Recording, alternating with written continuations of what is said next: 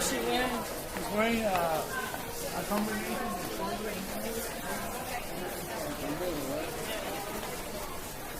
Look, it's the Prophecy Brothers.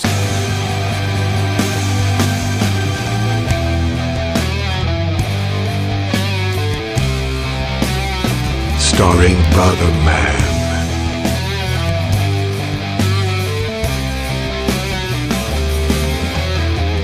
and Brother Champion. They are brothers.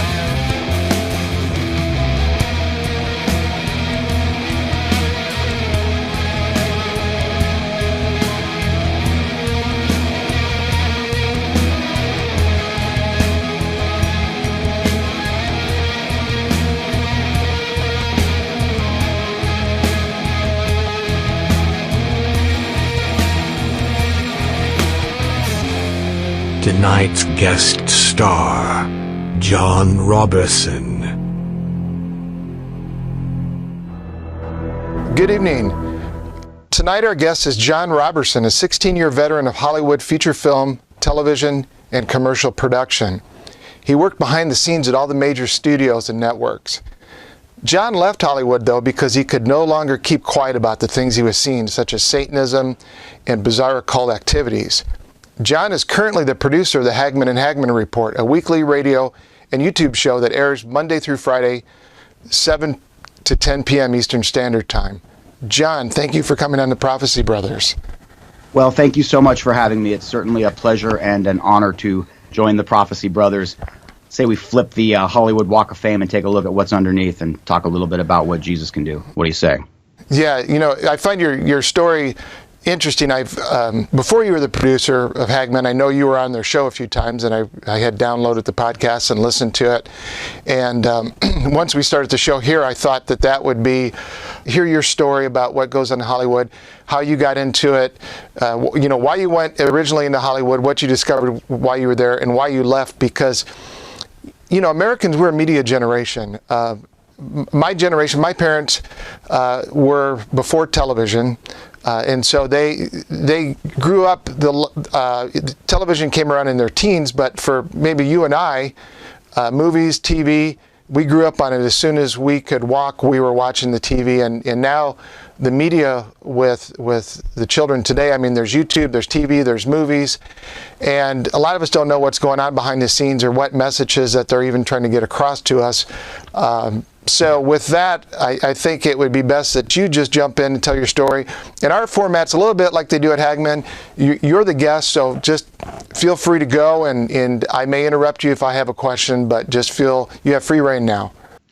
Well, thank you so much for that latitude. And again, it's certainly my honor and a pleasure to join the Prophecy Brothers here this morning. Again, from the Hagmann studio. Now, we are not in the actual Hagmann studio. That we're in one of the offices here, but our tech Eric was kind enough to set me up to do the interview. So Hollywood, yes, I agree wholeheartely with your synopsis. We are living in not only a media-driven world, but now we are living in the post November 8 Donald Trump election era. We're living in a new media narrative-driven world. The word of the year, if you will, last year being post-truth, this enormous meme that we've all been choking on, the quote fake news unquote.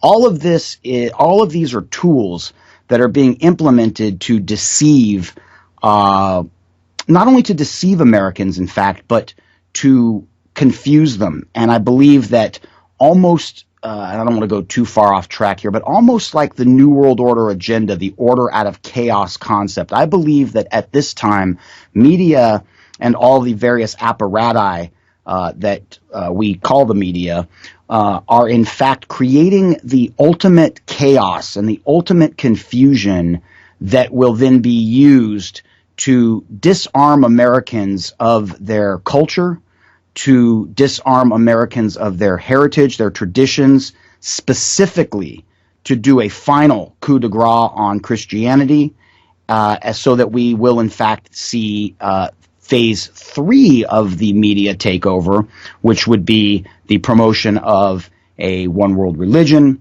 a single political ideology. If you're outside of that narrative, that narrative-driven ideology, then you will be, in fact, regarded as mentally ill. So while we're on mentally ill, why not jump right into Hollywood? Right. So I moved from I grew up in the San Francisco Bay Area, and I lived in San Francisco in the mid to late '90s. Worked originally in the electronic music rave kind of dance scene. Segued out of that. That was pretty hard living. Segued out of that into local rock and roll, managed a few bands, worked with all the local clubs in San Francisco, 96, 97. Did a brief stint in Oakland, and then decided to jump on down to Southern California. And to preface that a bit, in the winter of 93, 94, I wrote a screenplay, a spec screenplay, with a couple of very successful, to this day, writers, filmmakers, and directors, the Polish brothers, Michael and Mark Polish. And we penned a screenplay at the time with a working title that was Middle Fork, which was in reference to the Middle Fork River in Montana. That film, 9.5 years later, was actually produced. It was distributed by Sony Pictures Classics under the title North Fork. Now, Hollywood has, all of these sort of finite, intricate machinations of any other massive, systematic type business. And over the course of that 9.5 year interim, unfortunately, my name was taken off the project. And they actually had the legal right to do so. When a project goes through a number of drafts, there's a percentage of dialogue that must remain that's your original dialogue for you to maintain credit on that project. So I was motivated down to Hollywood for some big dream type reasons, and also for some just more mundane life type reasons. The big dream reason was I knew I could write, and God bless the Hagmans. They give me pretty free rein to write articles and feature pieces here at Hagmann Report and HagmannReport.com.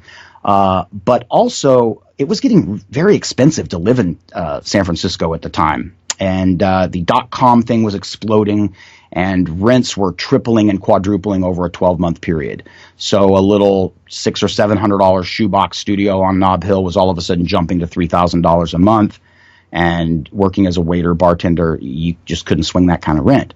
So we were priced out of San Francisco, much the way people had been priced out of Manhattan prior to that.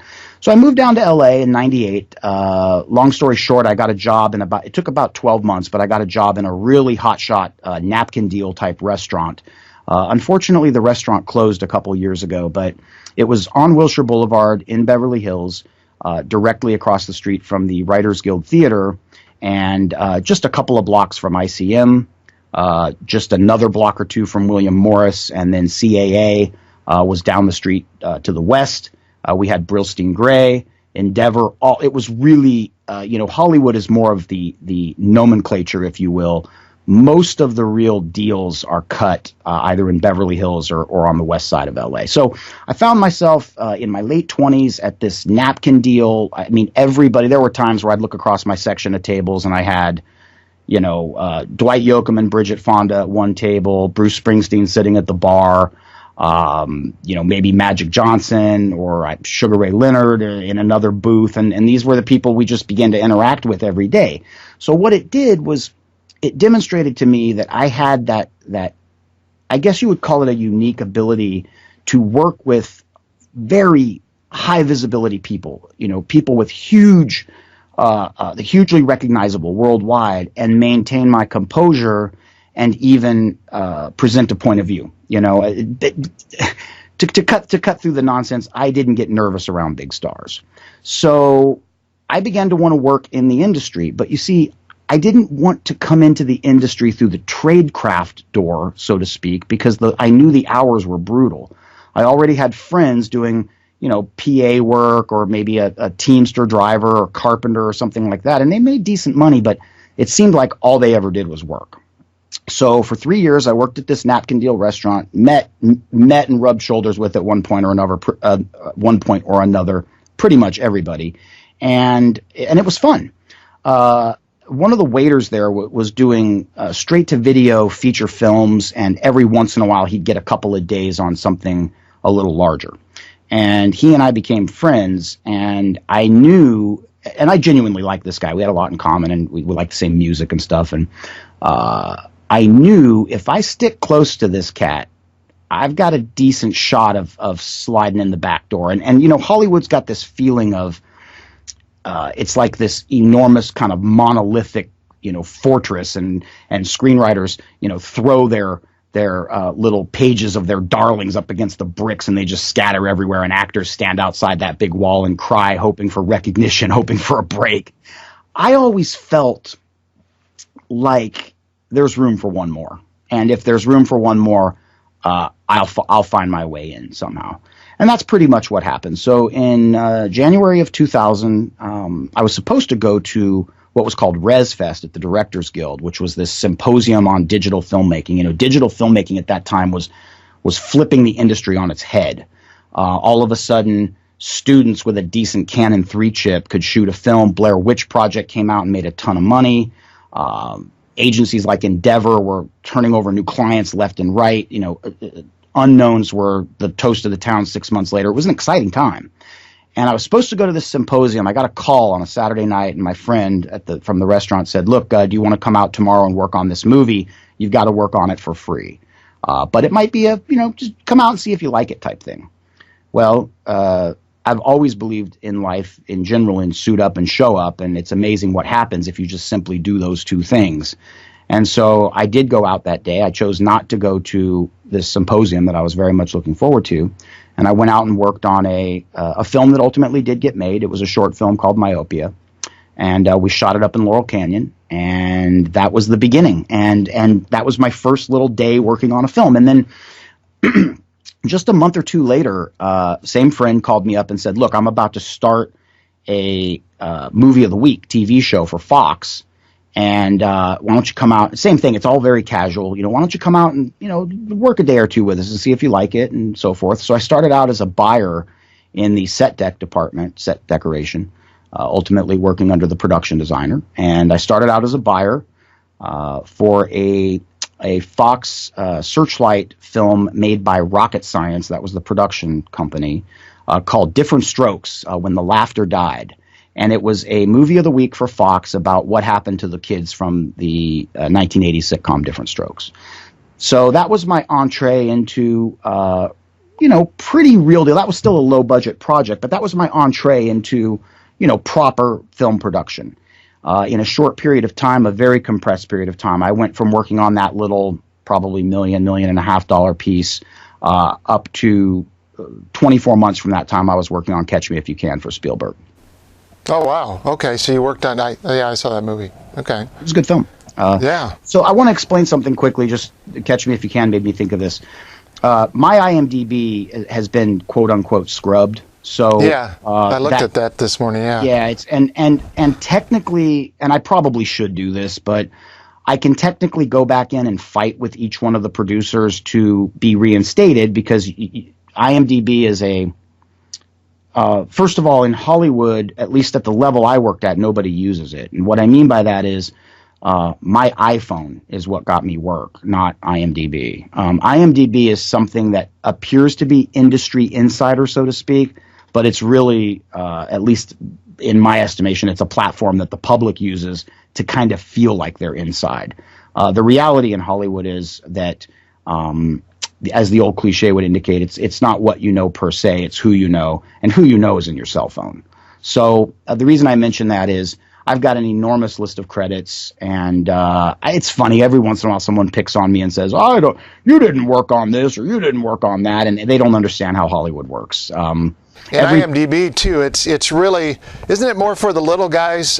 Because I mean, Yes. I could get on there and subscribe and pay a monthly fee, and I could put all kinds of things on there too. So you're right. It's not for the insiders. No, it's for the public. It is. It's for the public, and it's also for people fresh off the bus. And don't get me wrong, I'm not picking on IMDb. Even in my duties at Hagmann Report, I use it once or twice a month just to remind myself what the production year of a given feature was, or what was that brunette's name that starred opposite Russell Crowe, that type of thing. I mean, it's a useful tool. I'm not slamming IMDb. I'm just saying that if you've worked in town, put it this way, I had to do a resume back in 2009. We had a pending Screen Actors Guild strike, and I had to actually sit down and fashion a resume. First time, 9 years into my career, that I had to do a resume. And at that time, I'd been on about 135 projects. And that was 2009. I was ultimately booted from the industry by the General Electric corporate tree, if you will. That would be General Electric, Universal, NBC, Comcast, and Focus. And I was blacklisted by them. And that's that term blacklisted. People say, oh, there's no blacklist in Hollywood. Well, I don't know if there's a black piece of paper somewhere, but I do know I signed white pieces of paper saying I can never work for Universal again. And at that time, I was on the NBC primetime show Superstore that stars America Ferrer, and I did about 10 episodes of that up until September. I think it was either 16th or 19th, when the line producer and a couple of security personnel from Universal showed up on stage, and the line producer had never said my name before. So when this guy said, "Are you Jon Robberson?" and I saw security with him, I knew exactly what had happened. The axe had fallen, and long story short, about 8 months prior to that, I was working for MTV, and I received a call one afternoon from Joe Hagmann. And I was already acquainted with the Hagmanns. I had been for a couple of years. Started out calling their show back in 2012, I want to say. And Joe called me and said, "Hey, my dad and I were talking. We thought maybe you'd like to come on and do a little piece on Hollywood." And almost without thinking, there was kind of a pause on the phone, and Joe said, "So do you want to come on?" And no. because I knew that was I was going to write a check that my butt couldn't cash. So now you were working. That was when they asked you to come on Hagmann. Was that before Hollywood asked you to leave? Yeah, it was about 8 months before. It was early February 2015. Okay, so once you got on Hagmann, then the word got out, and then you got blacklisted. Yeah, that's correct. The Hagmann and Hagmann Report got me in big trouble, but they had a little boost from John B. Wells over at Caravan to Midnight. So that's what happened. And but back to the story real quick, if I may. So Joe was really cool about it. He didn't try to talk me into it or anything. In fact, that's probably why things went the way they did. I said no, and he said, "Well, okay, if you change your mind, give me a call back or something." Anyway, I got to run. And I was like, wait. Let's just do it. Let's do it. When do you want to do it? Well, how about tonight? I looked at my watch, and tonight was like 94 minutes away or something like that. So I was kind of like, well, okay, no prep time, but there's also no get nervous time.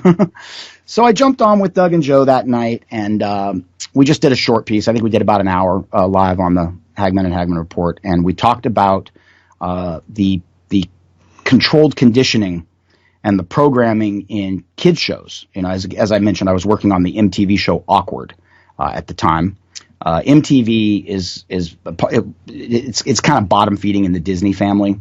So I was waiting for my next big gig, working up in Van Nuys on MTV, and did that first piece with the Hagmanns, and I'd already been on the show with them a million times as a caller, and they used to keep me around for 15, 20 minutes at a time as a caller. So I knew that I was okay with broadcasting in general, but I really enjoyed the back and forth with Doug and Joe, and the sort of Q&A, and being able to cover different topics from different angles in a manner that you really can't as a caller, So I liked that a lot, and it got me wanting to do it some more. So I started thinking, and I should also add that it was about 18 to 24 months prior to that, so let's call it late 2012, that I really started to notice a shift in the content that Hollywood was creating.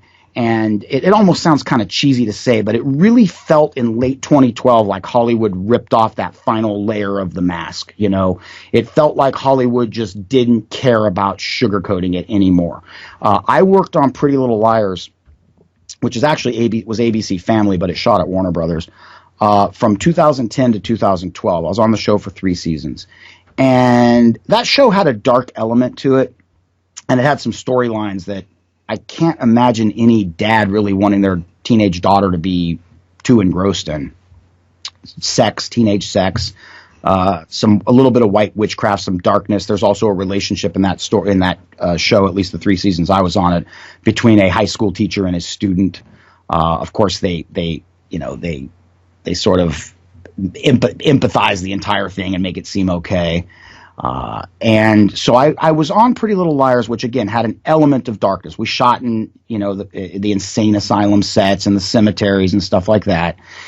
And that was through 2012. But toward the end of 2012 is when it really started getting creepy. And I remember I was working for Disney for a production company called It's a Laugh Productions. And It's a Laugh is known as the house that Hannah Montana built.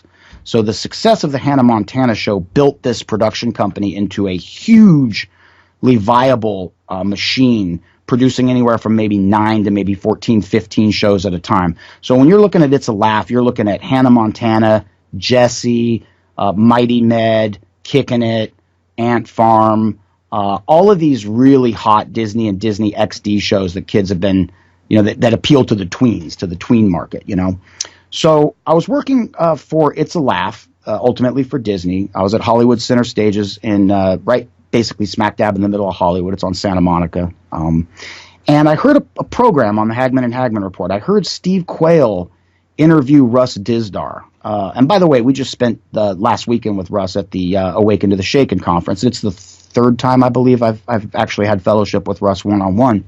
Well, I didn't know who Russ Dizdar was. In fact, I had only been aware of the Hagmans at that point for maybe 6 months. Now, it's 12/12/2012, okay?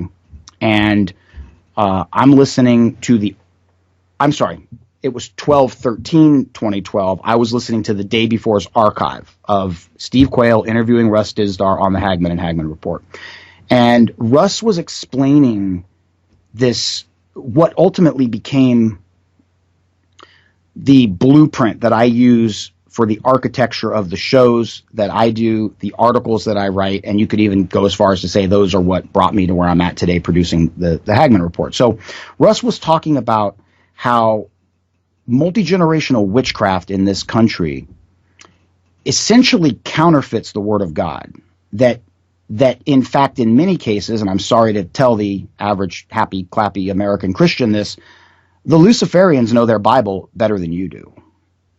And the reason for that is simple, because Satan is a master counterfeiter. He doesn't have an ounce of creativity in him. The divine spark of creativity that each of us carries comes from God, comes from the creator of everything that we know. Satan is the counterfeiter, and those counterfeits should be fairly obvious. God gives us marriage, Satan gives us porn. God gives us proper painkillers when you've had a massive appendectomy, Satan gives us heroin junkies. I mean, you can see the counterfeits pretty clearly when you start to look at things in that model or in that paradigm. So I'm on stage working for Disney, working for this little show called Ant Farm, which was a show about these exceptional tweens who go to a special school. That was basically the plot of the show.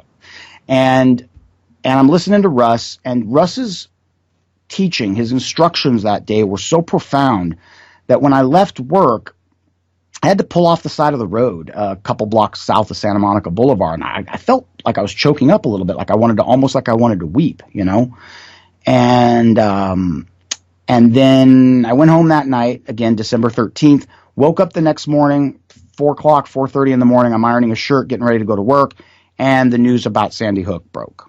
So Russ's whole point of view, less than 48 hours earlier on Hagmann, was that 12/12/2012 was part of a, for lack of a better term, it was part of a numerological mysticism. That was going to be a very significant marker in the calendar of the supernatural.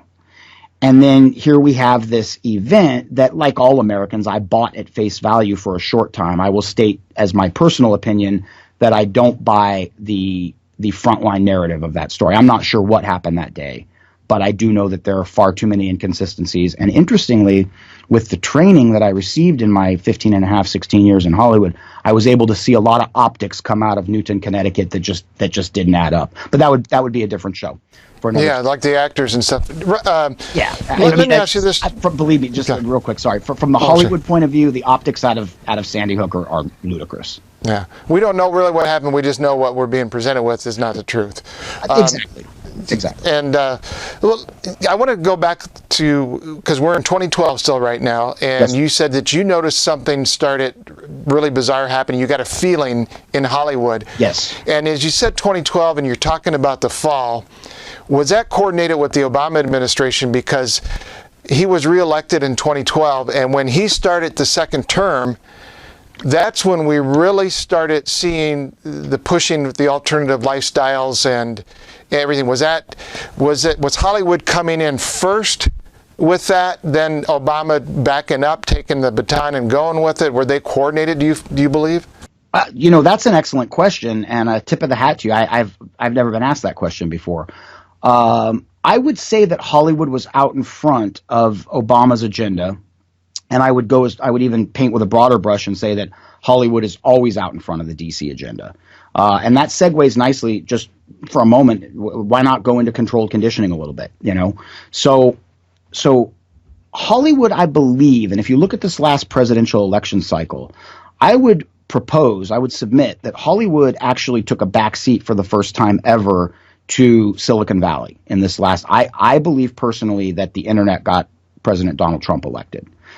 Hillary Clinton spent money in some cases at a ratio of 10 or even more than 10 to 1 against the Trump campaign, but Trump had the voice of the people through this enormous open forum that heretofore mankind has never had.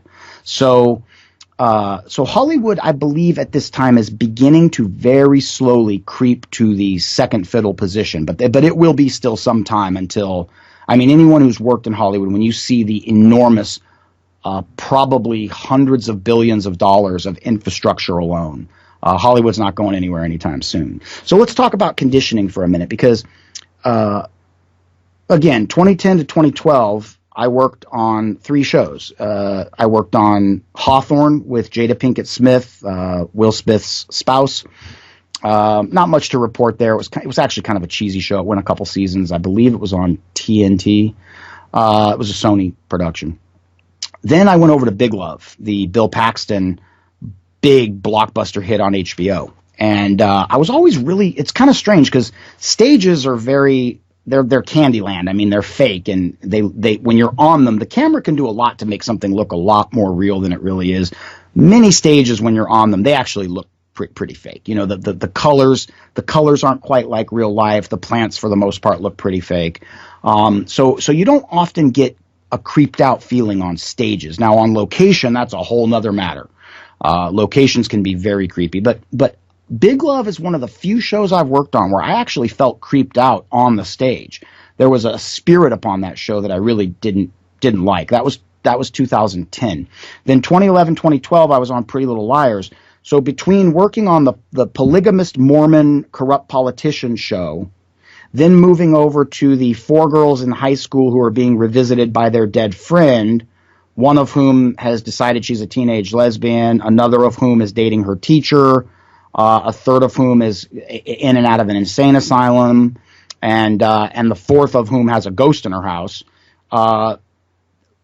You can see the conditioning for some of these political narratives that then came from the Obama administration.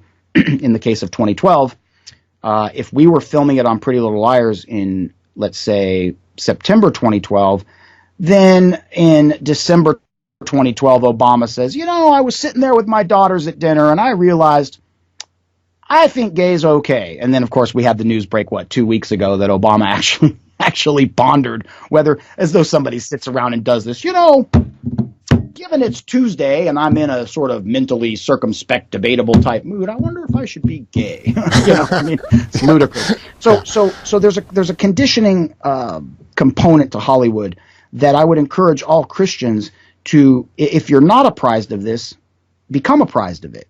If your discernment tachometer is broken, get it fixed, because Hollywood was designed from day one to condition your mind. And at its most benign, that conditioning says something like this: you can apply to human problems a humanist solution.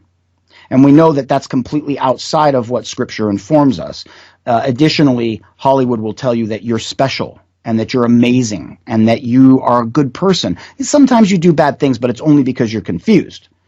And in the course of an hour and a half to a 2-hour ride, we'll take you through a 3-act structure that will reinforce you can solve your problems if you just work hard and believe you're special and know that you are loved and that you love everyone. And it's amazing how much the devil, who knows nothing of love, uses that word. And that's at its most benign. But let's jump forward to 15 minutes ago. I mean, Hollywood is now punching out films about teenage cannibalism, and they're gaining traction at Sundance. So we've seen, to use Hollywood terminology, we've seen a very, very significant parabolic character arc here over the past 5 years, from 2012, where we've left off our story, up to today, up to present, May 2017. So yes, a very significant spiritual shift occurred in Hollywood in late 2012. Now, I'm not a numerology guy. I'm a Christian, but I will borrow a quote from Doug Hagmann. When examining esoteria, when examining the Luciferian agenda, which is what runs Hollywood, when examining multi-generational witchcraft in this country, one must remember it's not what you believe as a Bible-believing, born-again Christian. It's understanding what they believe. So I believe that 12/12/2012 was a significant turning point, and not for the better, when it comes to Hollywood. And I think that as we gain more miles in the rearview mirror, we'll probably see that even more clearly. And there was a deception going around. We were all focused on if I remember right, the Mayan calendar, 12/21, that was going to be the end of the world or whatever. So the rest of us were all focused on that. And then the real agenda must have been the 12/12, not the 12/21. I just remember 12/12 being I remember that when it was 12, I cannot, forgive me, recall what the term for this is, but when it was 12 minutes past noon, 12/12 on 12/12/12, that's not going to happen again in our lifetimes, if I'm not mistaken. So it's just, I saw now, of course, understand, I'm able to identify this in hindsight. It's not like I woke up on 12/13 and the town had changed, but it was in very short order. All of a sudden, the sort of vampiric Twilight type of TV shows just became full-blown, like Salem type TV shows. Okay. So what we saw was, and Hollywood's always, story-wise and genre-wise, it's always run in trends ever since day one. Whether it's the old, musicals, westerns, that type of thing, or some of the more modern stuff we see, like witchcraft and transhumanism, flirting with the singularity, and even at the recent Sundance in January 2017, cannibalism. So what firsthand, do you have any stories of firsthand some of the things that you've seen going on behind, the scenes? And Yes, I do. What I'll do is I'll tell two stories. And by the way, thank you for this interview format. I just want to say quickly that most of the broadcast work I've done about Hollywood kind of orbits around the same center, which is the story of the Luciferian agenda in Hollywood. And that's what I spoke on last week at the Awaken to the Shaken conference, last year at Hear the Watchman, and on many of the platforms that your viewers and listeners access. So I appreciate being able to do a little more free-form thing today, because to be honest with you, there's elements of that content that bother me. They bother me. It bothers me for the rest of the day. But also, I'm getting tired of talking about it. Okay. So two things that I witnessed. I'll start first with a brief description of what I saw early in my career, and then I'll jump to probably the last spiritually off thing that I saw. In 2000, I believe it was 2001, I was working on a hiatus show. So network television, whether it's episodics or sitcoms, they go on hiatus. Hiatus can last anywhere from 6 weeks to about 10 or 12 weeks, depending on how much time the producers want to take off and how much time the writers need to at least get the basic storyline for the next season's scripts framed up. So hiatus is just as much a tool in Hollywood as anything else. And for people like myself doing set deck, on-set, special effects, etc., it can be a tough time. It takes your work week from 50 weeks a year, which is what most Americans do, perhaps down to 38 or 39 weeks. Well, people envy having that time off, but financially it can be pretty tough. So what we would try to do is pick up gigs that we might not necessarily want to hang our hat on, but it's a check coming in that's better than unemployment, you know. So 2001, I'm working on this film.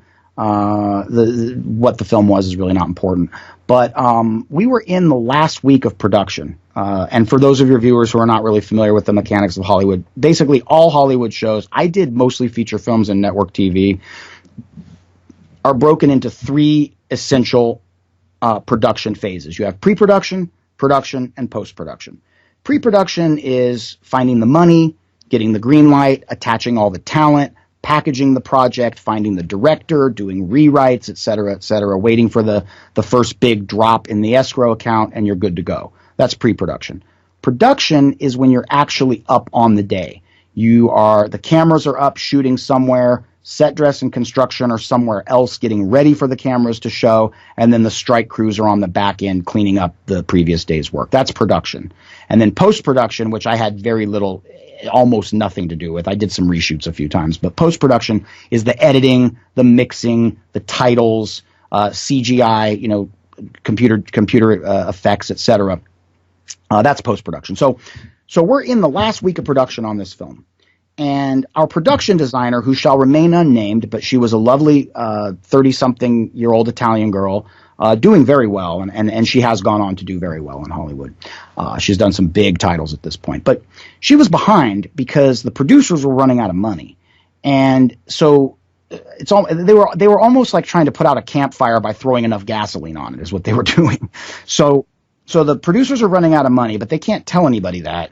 So they keep throwing down rewrites on the script that the production designer was completely disabled from facilitating, mostly due to time. So this poor lady is being given rewrites with like 4 or 5 hours to facilitate a set. Now you can bring in some pretty hotshot crews, but it's hard to go from a subfloor to hanging curtains in 5 hours. That's a tall order, because there comes a point where you put 50 people on something, it may happen efficiently. You put 100 people on something, it becomes Keystone Cops. So this poor lady's got water coming up to her eyeballs, and this producer, who's a big-time producer, in fact, in 2003, maybe 2002-3, he got into a huge pregnancy scandal with a very well-known A-list actress. I never say the producer's name, even though if he is watching this, I'd like to state for the record that I still dislike you very much. But he's big time, and the reality is that vis-a-vis lawfare, this guy could just crush me like a bug under his shoe. So, but this guy was a big boy. He looked like like an ex-tackle, you know, an ex-football player, an ex-offensive guard or something. He's a big guy, and a real blustery jerk. And I didn't really have an opinion of him prior to the event I'm about to describe, because I wasn't around him that much. I was much further down the totem pole from this man. He walked onto our set. We were doing a sort of 1930s, 40s San Francisco-esque architect's apartment. All right, that's the set. So I was in set deck at the time. I was hanging pictures on a wall, and he walks up to this producer. He gets right in her grill, and he goes, and I can't say the words on this show or any other show for that matter. So understand, folks, that there is greater power if I actually laid all the profanity out. But this guy, what he said to her would make a sailor blush. But essentially what he said, he got right up in her face and he said, you're a blankety blank, and I'm looking forward to watching you go down. We're taking you down. And this woman, to her credit, she stood there and she held him eyeball to eyeball. And I remember she had her hands kind of at her waist in kind of a praying posture, you know.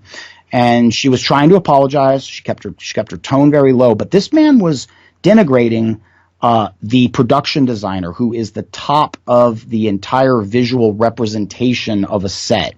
The production designer is the liaison between all of the department heads that make the sets, the special effects, the props, etc., the construction, paint, you name it. The production designer is the 5-star general over all those people, who's basically the liaison between the director and the director of photography's wishes and the producer's pocketbook. So the production designer is arguably the 3rd or 4th most important person on any production. So this guy is speaking to this woman with pure hatred. Okay, he's not just dressing her down. I mean, this was if it wasn't off the chain yet, it was getting close. And he was lambasting this woman in front of all of her subordinates. Okay. So leadership 101, you don't do that. And I grew up with a single mom. So I began to feel defensive of this woman. And also, I mean, if I'm being completely honest, and I have to apologize because I was not practicing a faith walk at this time, but part of me just kind of wanted to chop this guy down a little bit, you know. And he was a big guy. You know, I'm not a little guy, but he was a big guy. And I locked eyes on him. I didn't say anything. I didn't want to lose my job. I didn't want to create some big thing, but I really, really didn't like the fact that this woman was being abused. I mean, this was abuse. This was just straight up abuse. And I locked eyes on him. And I remember he looked around the room and he looked up at me, and there was a brief moment where his eyes went from, I believe they were blue, to just dark, just like empty spaces. Like I don't know if you're familiar with the whole concept of black-eyed children. But it was kind of like that, like somebody whose eyeballs are gone, is what it looked like. Like the X-Files when they had the black eyes, and yeah, I actually never. You didn't see it. Well, ironically, in Hollywood, when you're working in especially in network television, most of us don't watch very much network TV because it's kind of like when you're off work, which is so seldom. It's one of the last things you want to do. So I was never a huge X-Files fan, but I imagine we're talking about the same thing. Okay. So this guy put his nose right up to my nose, and he said, "An attitude like yours is going to take you real far in this industry." And without missing a beat, totally deadpan, I looked at him and said, "It's working for you." And he just went ballistic. He started throwing stuff and cursing, and he didn't become violent, which is to say that nobody was hit and nobody bled. But it came close. I mean, I was prepared to defend myself for sure. And I'm not saying the man became possessed, but a demonic spirit of violence and chaos most certainly came over this guy. So I knew that my day that was it. I just cashed my final paycheck with this show, no question about it. So I picked up my couple of tool bags, and I apologized to the production designer by name. She was standing in the middle of the set in tears, and I began to walk out of a huge stage. I think the stage is still there. It's across from Chinatown in the east side of downtown LA. And it's a big stage. It takes 10 minutes to walk from where we were to the front. And so I'm walking, and I'm kind of going through the serpentine, you know, dodging this set and figuring out that, and it's dark, and I've got my tools and whatnot. And I thought, the adrenaline, I'm coming off the adrenaline, and I'm thinking to myself, man, I just lost my job, you know. And not only that, I just, for the first time in my little, at that point, probably 15 months in Hollywood, or 10 months, whatever it was early in my career, I also just came really close to hacking with an executive producer, like going fisticuffs, you know. So I had this big adrenaline thing. I'm feeling a little noodly, feeling a little shaky. And I'll never forget this. When I came out into the sunlight, I'd been on the dark stage for several hours. I couldn't see. It was bright. It was glary outside. It was a big, bright blue day. And I was, getting allowing my eyes to dilate. And I turned around, and about, I would say it's probably like a fishing story. It seems like an enormous, city of people, but I would say it was probably like 15, maybe 20, but definitely 15 people were right there behind me. And there was an en masse resignation, on the spot. Basically, we all took out the trash. and so that was my first first person observation of the power of darkness the power of darkness that is always there, but hides itself in individuals. That's why Hollywood's so hypersensitive, and why it's so politically correct, is because many of these people are completely drowning in darkness. So by having on the sharp shirt, the proper verbiage, the handshake, the smile, the big bowl of beautiful fresh fruit, the Perrier, all of that, I don't think anyone realizes this consciously, but it masks a lot of the darkness that actually motivates how the town works. Yeah, it's looking behind the curtain, so to speak. So you said that was one example. You said you had there was another story. What can you tell us about that? I will, but what I'm going to do is give a little, so because we're going to jump about 15 years. So Okay. what I'd like to say in by way of, you ready? Yeah, go And ahead. we're back in. So during this interim period, I began, I guess you could call it a journey from being essentially unaware, just looking at the day's work, the career trajectory as a whole. And Hollywood is very much a tribal type social climate, for lack of a better description. Again, you work based on who's in your cell phone. So you're always trying to connect with the next job, even while you're still on the old one. So as you can imagine, the years can fly by very quickly when you're working 12 to 14-hour days. You leave. Hollywood's a great place to hide out. You leave when it's dark. You go into a dark stage or into a location. Often many of those locations don't even have city power turned on, so they're dark. And then when you finish your day and get back in your car and drive home, it's dark. So it's an easy place to hide out when you don't want to face yourself. And many people in Hollywood, many good people, okay, just regular people who are just, ham and eggers, rank and file, just paying the bills, taking care of their families, doing the best they can, are victims of this. And I think many of them have self-sequestered in sort of a hiding place that they don't even realize what they're doing, okay? You don't need to worry about personal development in Hollywood. You certainly don't need to hardly ever think about God or Jesus. I mean, you might say a quick prayer before you go 80 feet up in a boom lift, but generally speaking, it's a pretty good place to hide out. It's a netherworld. It really is. And I'm not going to lie to your viewers and your listeners. It is very, very alluring. Okay, I still miss it. There are elements of it I still miss, and let me be clear on that. There's a sizzle to the whole thing.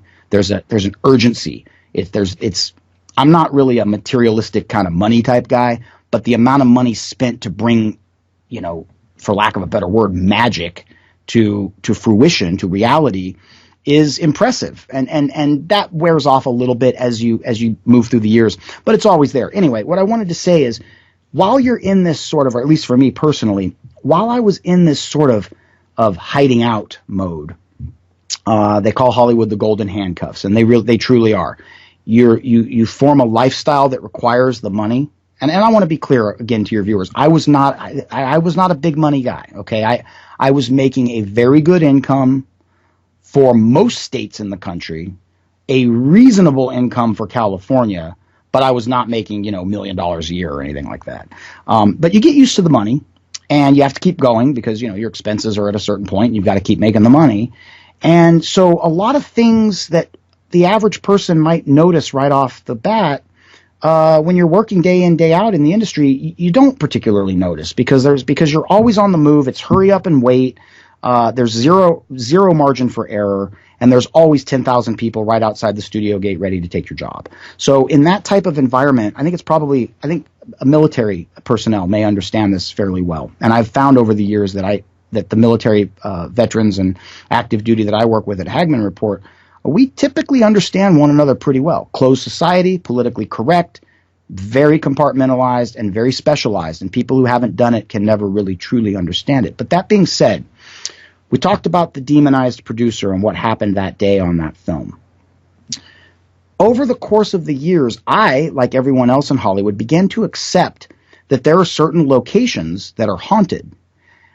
When you work in Hollywood, you've got the lanyards around your neck, you've got the credentials, you've got a little Warner Brothers emblem or a little Sony emblem on your credentials, and you can get through a lot of gates and go a lot of places that the average person cannot. Abandoned tunnels, defunct hospitals, creepy unoccupied jails, you name it. Some of the big ones off the cuff, I'll tell you, the Cecil Hotel on 6th downtown, right next door to that, the Pacific Electric Building, the P&E Building, 6th and Main, City of Angels Hospital, Lincoln Heights Jail over on 26th in South Pasadena. That's where they took Manson, by the way. Let's see, what are some other good ones? Oh, the Ambassador Hotel on Wilshire Boulevard. Now, that's been knocked down. I think they knocked it down 5-6 years ago, but that's where Robert Kennedy was shot in the kitchen. I've stood on that exact spot. In Hollywood, it's very much a part of the culture to talk about places that are haunted. In fact, you might be talking to a buddy on a different show, and he'll say, What are you on? Well, I'm working on this. Really, where are you shooting this week? Oh, we're shooting at the Cecil. Oh, dude. Man, better bring extra batteries and extra flashlights, you know? So everybody in Hollywood more or less accepts this concept of places being haunted. Now, I want to explain technically to your viewers and listeners for a moment that generally, so there's two kinds of production typically. There's what we call multi-camera or three-camera, quote-unquote three-camera. That's kind of like the I Love Lucy 1950s three-wall set where you've got cameras out in the camera aisle, you've got audience in the bleachers on the other side. It's, I think, what a lot of people regard as TV production. That's called three-camera, okay? Then there's directional shooting, or what we call episodics. That's everything else. So Married with Children, three-camera. CSI, episodic directional. I mostly worked on episodic directionals. The reason I'm telling you this is there's a standard camera package for episodics. You've got A camera and B camera. Up on dollies, typically, A camera shoots the wide establishing shot, B camera punches in and shoots a closer shot, and then the two work with one another for coverage, etc. Oftentimes, on particular days, you'll bring in C camera, which typically floats on a jib arm, a boom, or they might put it on dolly track. C camera is often used for trickier shots or more intricate shots. So having three cameras up simultaneously in episodic television production is fairly common. And this is important because 2 or 3 days a week, depending on the budget of the show, they will bring in a still photographer. Now, a still photographer shoots static image of the production. They will get some shots that are within the frame of the motion picture cameras, okay? Those are for marketing, to slap on the side of a bus, 6 months later. But they also will shoot some outside of the camera frame stuff so that you can see some ladders and some lights and give it that sort of behind-the-scenes inside baseball kind of feel. Why I'm telling you all this is because over the years, on more than one occasion, I saw depending on what you're on, if it's episodic TV, it happens quickly. You could see dailies 2-3 days later. If it's a feature film, it might be a couple weeks later. So you see the dailies. And the dailies are just rough cuts. There's no sound. There's no effects. There's nothing. It's almost kind of like watching home movies. When you're watching the dailies, they look like exactly what you saw shot 10 nights ago when you were at the creepy old jail, okay? But when you look at the still photographer's work, not always, but often, there will be little orbs of light up above the actors and actresses' heads or in the background. And a lot of the cable networks have made like a cottage industry out of quote-unquote ghost hunting. Well, that's where they got the idea, is let's go chase ghosts because we're seeing these little orbs, all right? And like everyone else in Hollywood, I bought it. I figured, well, there's probably, this is how I would have defined it. I said to myself, well, probably because these places were very dramatic, high-impact, emotional environments. Hospitals, operating theaters, jails, places where like a big, bad historical event happened. I always kind of thought of it like, well, it's probably quote-unquote in the walls. Like there's some emotional memory in the atmosphere. And I realize this is not biblical. I'm just trying to explain what I thought.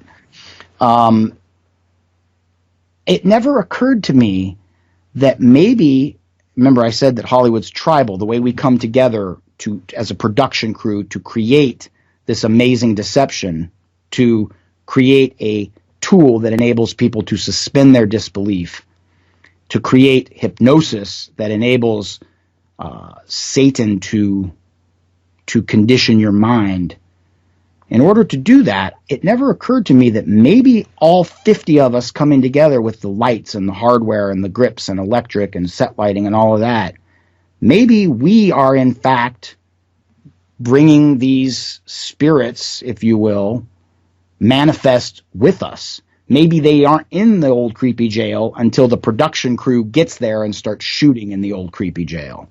So I wanted to tell that story sort of to give us kind of a character arc of that, to take us from that spiritually possessed, momentarily possessed anyway, producer up to what I saw just a few days before Universal gave me the boot. So I was on the show Superstore. Man, I hated that show. So basically Superstore, you talk about controlled conditioning. The concept was this: let's do the show Friends in a Walmart, okay? And it was the same people that brought the big hit show The Office to television.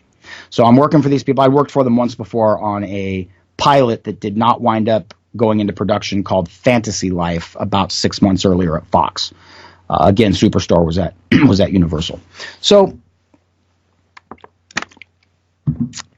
every day I'm getting up and going to work, and I'm essentially working in a Walmart. They knocked a wall out between two stages at Universal, and they made this 30,000 square foot set that was effectively a Walmart. And the idea of the show is we've got all these happy people who are just so thrilled to work at what you and I know is one of the worst jobs you can. I mean, no offense to any of your listeners that work at Walmart, but I mean, let's call it what it is. It's just not a very good job. These poor people can't even buy a turkey at Thanksgiving, right? So it was conditioning already right there. Okay, if you watch that show, you would think these people are being paid $120,000 a year working at Walmart, because the actor's wearing $200 pair of shoes, but he works at Walmart. So anyway, we're a few weeks into the show, and you know, that's a whole nother story. But I did not. I got up and went to work every day like any other man in America does, because I got to pay the bills. So, I noticed on that show, I'd noticed it previously, but it was really apparent on that show. It was around that time that vaccines became one of the hot topics among the awake community, okay? The whole thimerosal thing and the horror of putting a 6-month completely healthy baby through a regimen of shots and winding up with a severely mentally disabled child. I mean, that's horrific. It doesn't get hardly much worse than that.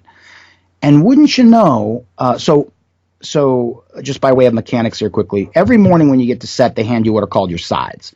Sides are the pages of the script that have been shrunken down to half size, to basically 5 by 7, and they're not in linear page by page order. They're in order of what you're going to shoot that day. So you could have page 16, 17, 18, 32, 33, 51, 52, 53, and 58 A and B type thing. Okay, so that's it's your day's work basically. And those are called your sides. Everybody carries them. It doesn't matter how big or little you are on set. Actors carry them. Grips carry. We all carry them. It's your roadmap. So I started to notice that when the rewrites would come down from the production office, and they're literally like warm in your hand. They just came out of the Xerox machine.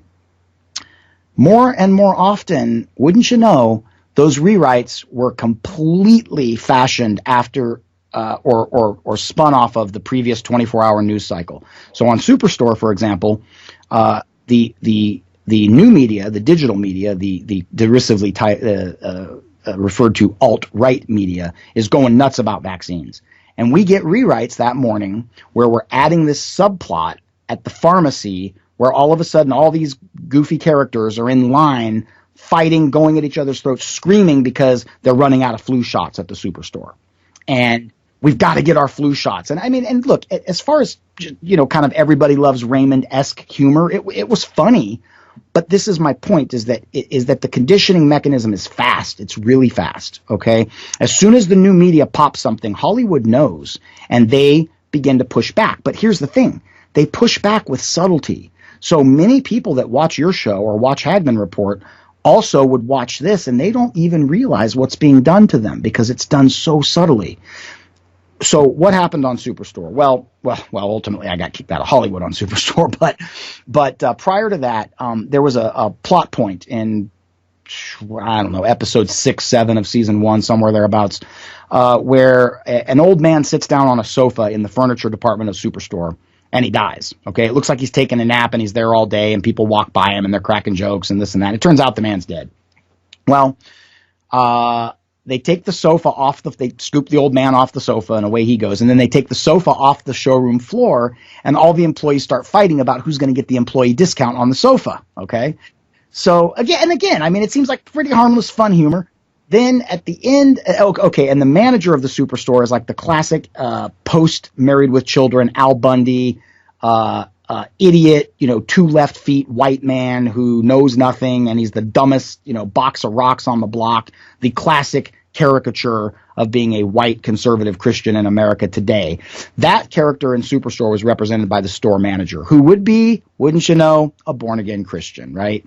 And as a born-again Christian, it's hilarious to watch people who aren't Christians try to fashion what they see as Christian caricature, because to anyone who's actually spent some time in Scripture or understands the danger of the whole Jesus Christ scene, it's ludicrous, okay? So I had a pretty healthy level of resentment toward these writers, and didn't particularly care for the people I was working with too much either. And I got to tell you, brother, you talk about. I was already doing shows on Caravan to Midnight, the Hagmann Report, and some others. I would feel in that environment often like a hypocrite because I knew the next morning I was getting up to go right back into the atmosphere, the environment that I just got done whistleblowing on and slamming. Okay, I mean within 12 hours period of time, I'd drop the hammer hard on the Hagmann Report, and my car would practically drive itself back to Fox or Sony. So on one side of the studio gate, I felt like a hypocrite, and on the other side of the studio gate, I felt like a turncoat because these people were still putting the bread in my pocket every Thursday. They were still keeping the roof over my head and the food in the refrigerator. And here I am slamming them left, right, and sideways. Now, I was always careful to never do it by name, but that was just as much self-preservation as anything else. I would add that I don't have a single friend. After 16 years of Hollywood, I have not one friend from that industry that I stay in touch with. But back to Superstore. So it's a night shoot. We've been shooting all day. We're on the back lot of Universal. We're actually using the Universal in Studio City, California. The prop house and the costume house are in the same big building, okay?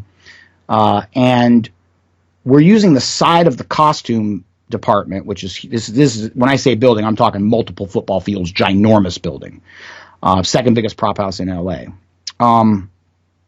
We're using the side as the back dock, the loading dock of the Superstore, and the joke is, the gag is that the employees are fighting so vehemently against who gets this sofa at the employee discount that the old man died on that there's just no way to mitigate this. We're gonna burn the sofa up. We're gonna light it up, and thus we'll end the problem. And I remember sitting there that night. It might have been my last night shoot with the production because I'm pretty sure I got the boot midweek the following week. And the director called out to the quote unquote Christian manager of Superstore. So the flames are up, and the Christian guy wants to say a little prayer over the deceased soul of the old man that died on the couch. And oftentimes in Hollywood, directors, particularly young directors that are still trying to kind of mark their territory, they'll call out verbal instructions. Even though sound's rolling, they don't care because they know that their verbal instructions go up through the chain of command, and it kind of looks like this captain is piloting his ship. And I think a lot of it is that, frankly. But he calls out, he's like, okay, good, okay, now pray. All right, now like pray some more. Okay, and pray louder. And pray to Jesus.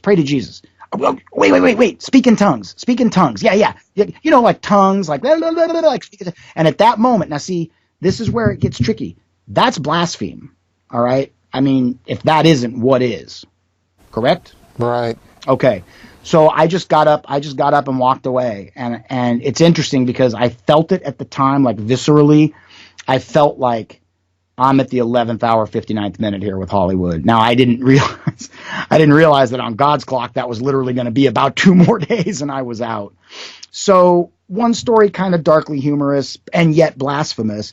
The other story with much greater potential for violence and all of these supernatural sort of what we would consider ghost stories in between. Hopefully that gives your listeners and viewers a sort of a bookended idea of what it was like.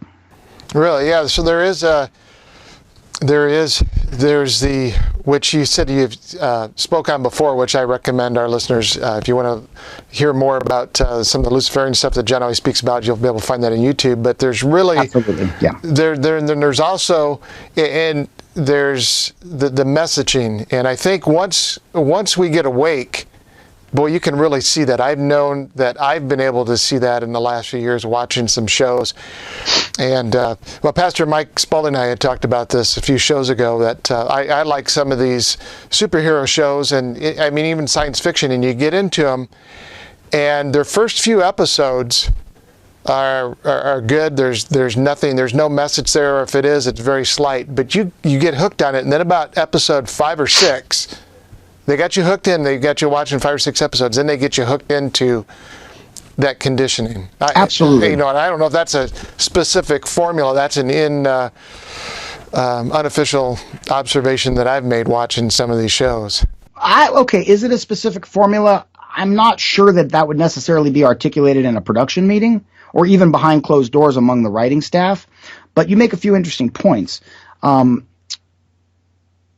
it's hard, it's been a challenge for me to talk about Hollywood, especially recently because I've been doing shorter and shorter pieces. When I first got started, I was doing full 3-hour bombs on the Hagmann and Hagmann Report or Caravan to Midnight. I did a show with John B. Wells a couple of years ago, and I remember, I believe, for those of your listeners and viewers that care to go check this out, it was a combination of the Luciferian agenda in Hollywood, and I go deep, okay?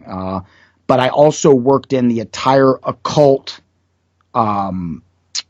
underpinning of that Luciferian agenda vis-a-vis Scientology, Ordo Templi Orientis, or OTO, and the Process Church. That's the biggest show I brought in to date, and that show ran almost 4 hours, and it blew up on YouTube. It was a huge blessing.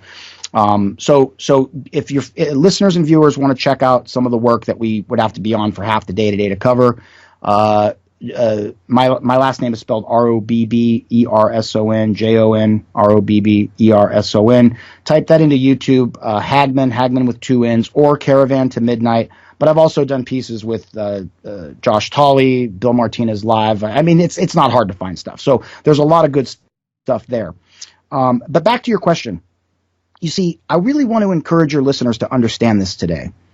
Let's take Walking Dead, for example. I've watched Walking Dead, okay? Walking Dead to me is ludicrous. I like I'm kind of a preparedness-minded person. I'm sure you can imagine the producer of the Hagmann Report kind of has to be. So I'm kind of a prepper, and so I like that element of The Walking Dead. Okay, I'm just hopeless that way. That's sort of like backpackers that have lost their gear and all hope kind of thing. But when I see them blowing the zombies' heads off or chopping their faces off or whatever, to me that just kind of registers as circus ridiculous, because and to most Christians it should, because none of us are going to go chop somebody's face off with a machete, right? However, where Hollywood gets dangerous, at least this is my opinion, is whereas most Christians, certainly in the church foyer on Sundays, would never admit to watching Walking Dead, even though a lot of them do.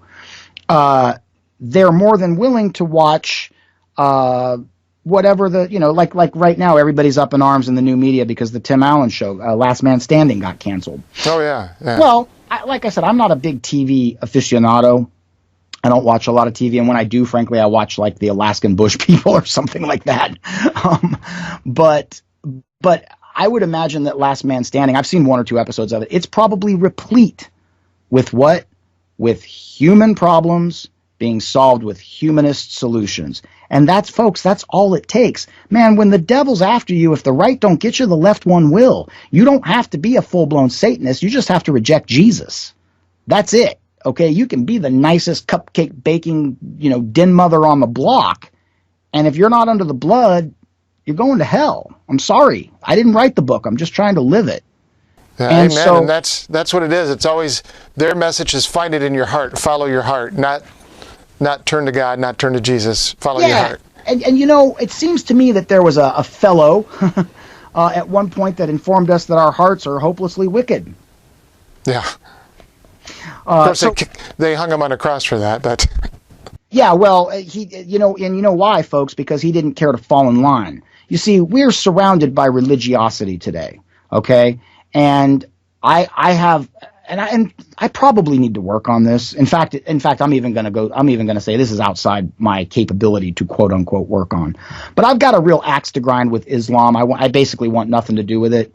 I'll just leave it there. Maybe just a different show for another time. But I've got an axe to grind with the American church at this time as well. You mentioned Pastor Mike Spalding a moment ago, a man I consider a dear friend. Pastor Mike Spalding, folks, SoaringEagleRadio.com, also a regular guest on the Hagmann and Hagmann Report, and just a good friend of mine.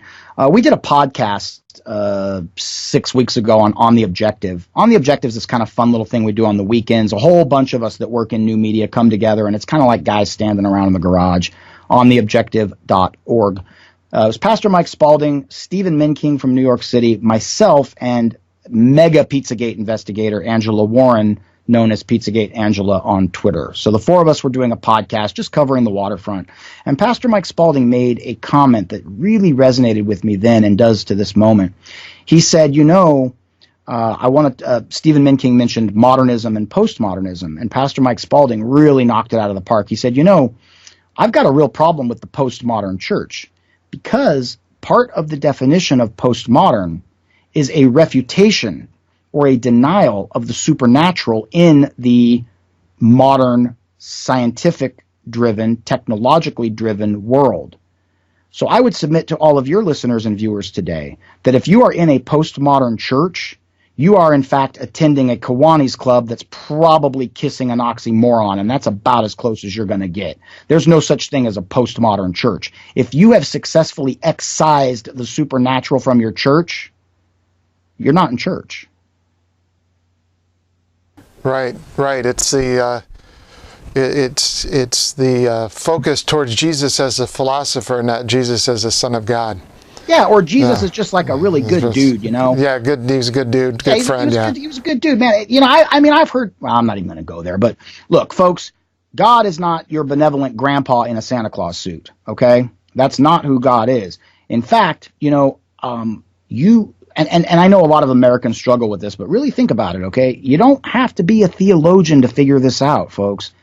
If you reject the free gift of salvation through Christ, you're going to live in eternity in a godless death space. That's where you're going. It's not cartoon. It's not caricature. There's no little red man with cloven feet and a pitchfork running around, okay? Imagine the most hopeless, infinite horror possible that is limitless, that has no bottom to it. And then I would say imagine this, except nobody on the planet can. Godlessness? Folks, you can be the most wicked person on the planet. You're still surrounded by air. You're still surrounded by plants photosynthesizing. You're still surrounded by dogs and cats running around and kids playing on the playground, et cetera, et cetera, et cetera. All of that, in my opinion, is the power and the preeminence, the omnipotence, the omniscience, the omnipresence of God. Correct me if I'm wrong, but in hell, that is not present. And no human being alive knows what that feels like. So, and this is why I do what I do about Hollywood, because Hollywood is dangerous. You see, you know, last week at the Awaken to the Shaken conference, I talked to a lot of people. I don't want to pick on anybody, but, you know, one lady came up to me and said, well, I'm watching this show. Should I be watching it? I didn't want to be rude, so I didn't say this, but in my mind I was like, ma'am, with all due respect, if you're asking me in the lobby of this conference, I think you've already answered the question for yourself. I mean, think about the question. You're asking a stranger who you've maybe heard on the air once or twice if you should be doing something. Yeah. You know? Yeah. And then when she proceeded to tell me some of the shows she was watching, just based on the title, she told me she was into a show called Ichabod, and I rebuked her. I wasn't mean about it, but I said, sister, I'm sorry, I've got to rebuke what you just said. Do you know the significance of Ichabod in the Bible? No.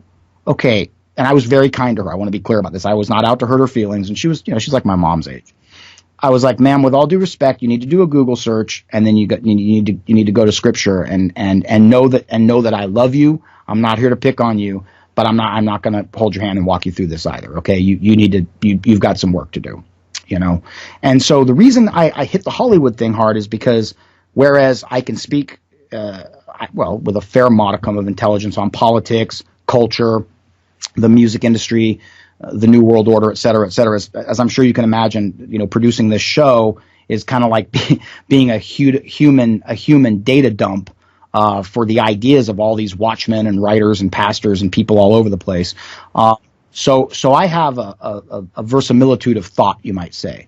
But Hollywood's my area of expertise, and what I would encourage your listeners and viewers to really think about today, and this is the third time I'm saying this in this podcast, Hollywood is designed to get you whatever way it can, and in its most benevolent form, it's teaching your children that they're beautiful and amazing and special, and they're always going to do the right thing if they just listen to their hearts. If they just throw it all away and trust what turns them on, they're going to be all right. I'm telling you what, I'm halfway through my life at 45 years old, and that's a lie from hell. Okay? So you don't have to be watching the new cannibal flick from Sundance to be hurting yourself spiritually. You just have to give in to the great deception as a whole. The devil will work subtly, so that's what we have to watch out for.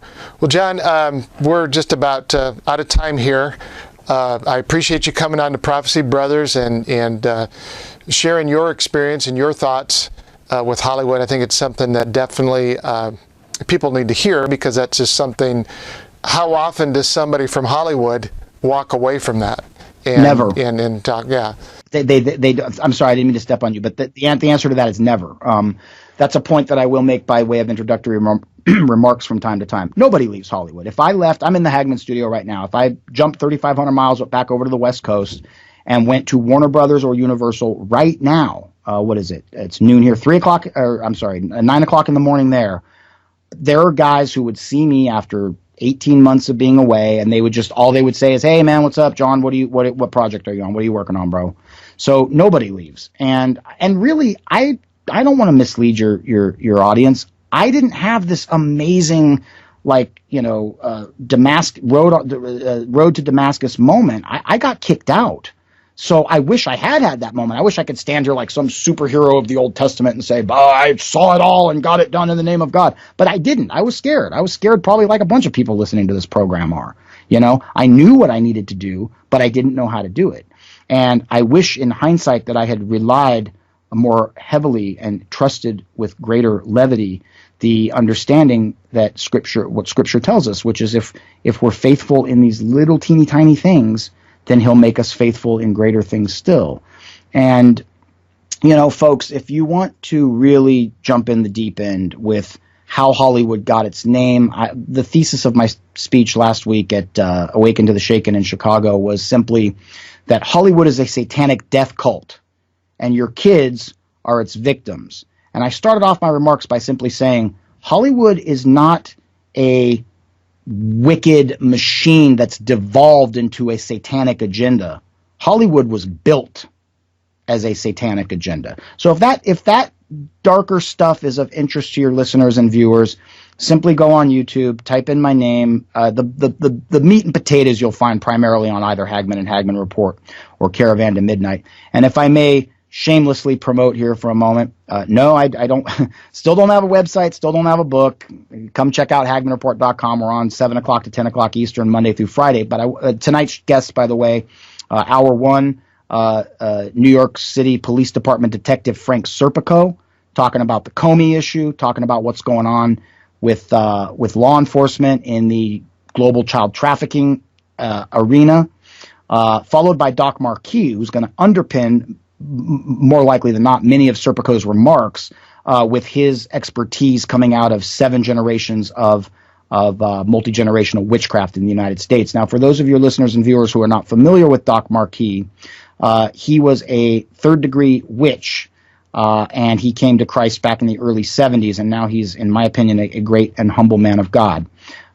Doc Marquis and I are going to do a show in mid-June on the Hagmann and Hagmann Report, whereby I will be speaking from first person about issues and circumstances that I saw during my tenure in Hollywood that I have never talked about on air before.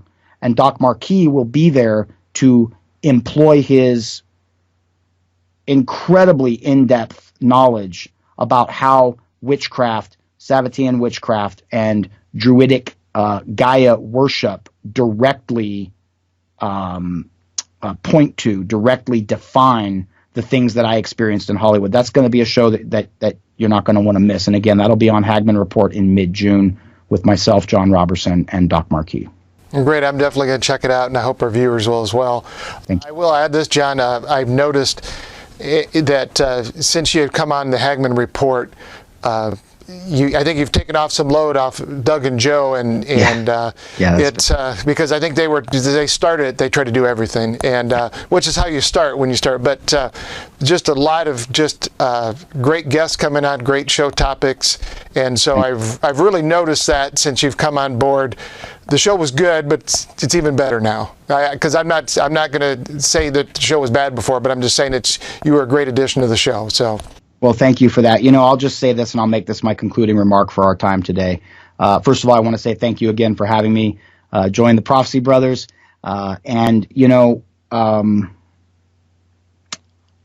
a short time ago, I didn't know what to do. I was starting to run out of money. And that in and of itself was just a major bummer. I'd worked so hard to put a few dollars away, and all of a sudden it's, each month goes by, I have no job. But the most scary part of it was I have no job, but it's not just like I lost a job. At the time I was 44 years old. I don't have a career. So, what are you going to do? Retrain, go get a Home Depot vest? I mean, it was a pretty uncertain time. I'd like to tell your listeners and viewers that I'm some incredible Hallmark card prayer warrior, but that's not the truth. There are a lot of times where the only thing I can get out, to quote my friend Steve Quayle, sometimes all I can get out is Jesus help. But when I say it, I mean it. And he honors that.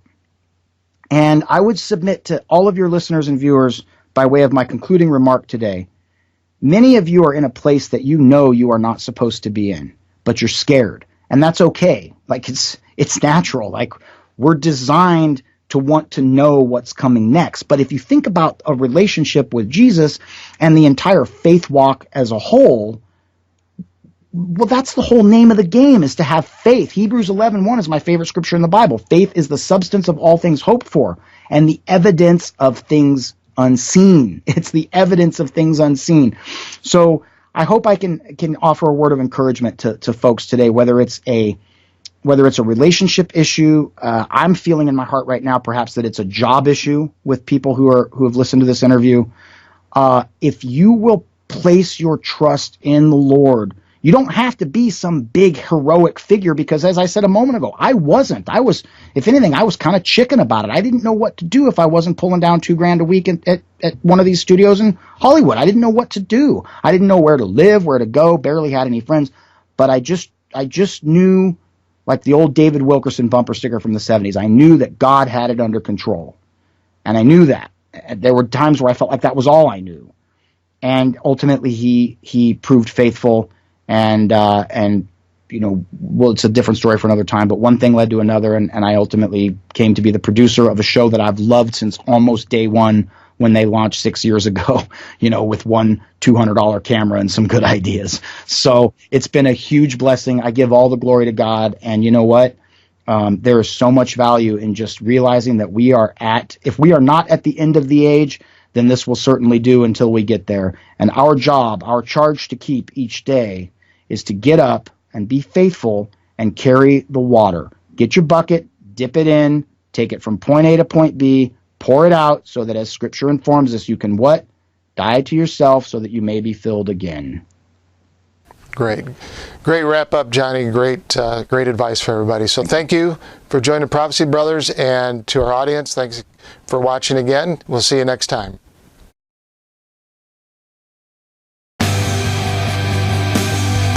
Subscribe to our YouTube channel.